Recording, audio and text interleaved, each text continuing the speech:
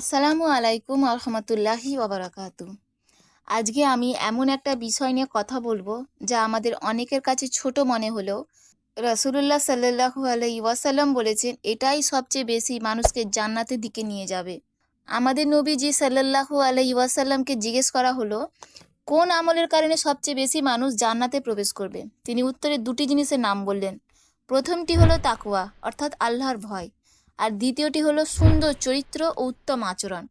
আমরা অনেকে হয়তো ভাবি শুধু নামাজ রোজা হজ করলেই হয়ে গেল, কিন্তু আসল কথা হলো ইসলাম আমাদের শুধু আল্লাহর সাথে সম্পর্ক ঠিক করতেই শেখায়নি, বরং মানুষের সাথে আমাদের সম্পর্কটা কেমন হবে সেটাও ইসলামের মূল অংশ।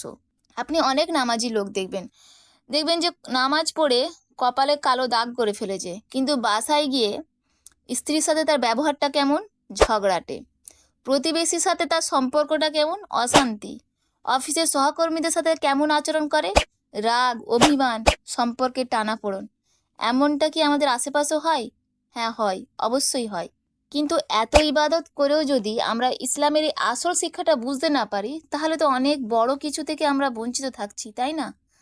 রাসূলুল্লাহ সাল্লাল্লাহু আলাইহি ওয়াসাল্লাম স্পষ্ট করে বলে দিয়েছেন, জান্নাতে যাওয়ার সবচেয়ে বড় মাধ্যম হলো আল্লাহর ভয়, তাকওয়া, পাশাপাশি আমাদের উত্তম আচরণ। তাই আমাদের দরকার নিজের পরিবার, স্ত্রী, সন্তান, প্রতিবেশী, কাজের সহকর্মী আর সব মানুষের সাথে আচরণটা নবীজির আদলে গড়ে তোলা। আসুন আমরা এই প্রতিশ্রুতি নিজেদের কাছেই করি। এবার আরেকটি গুরুত্বপূর্ণ কথা শুনুন। আবু দাউদ শরীফে একটি হাদিস বর্ণিত হয়েছে যা আমাদের জীবন বদলে দেওয়ার মতো।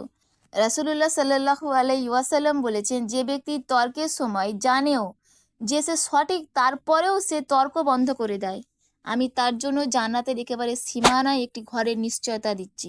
সামান্য বিষয় নিয়ে দেখবেন অনলাইনে আমরা কমেন্ট নিয়ে ঝগড়া করি, তাই না?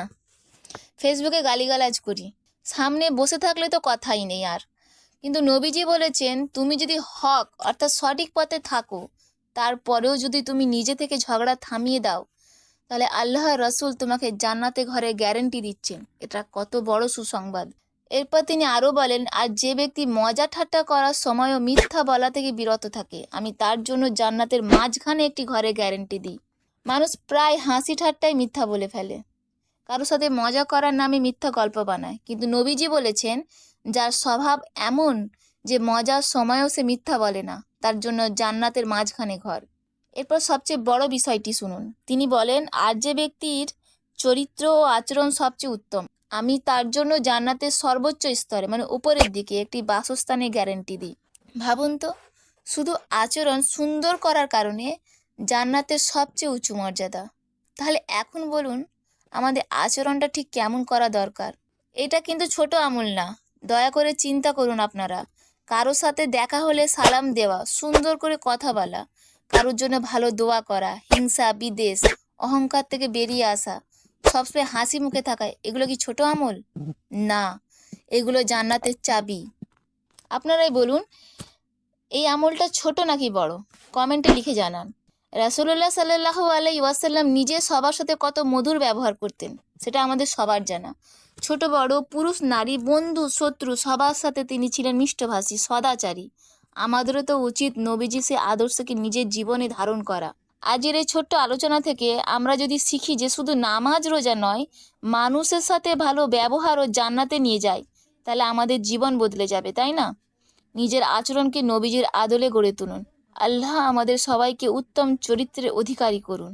আমিন, আমিন, আমিন।